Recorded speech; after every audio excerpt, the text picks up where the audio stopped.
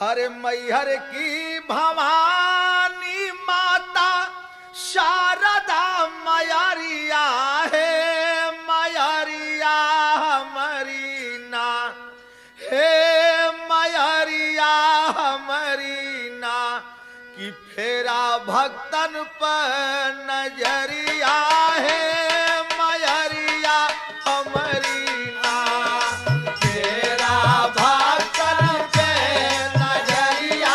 है, मयरिया हमारी ना फेरा भक्तन पे नजरिया है, मयरिया हमारी ना मैहर की भवा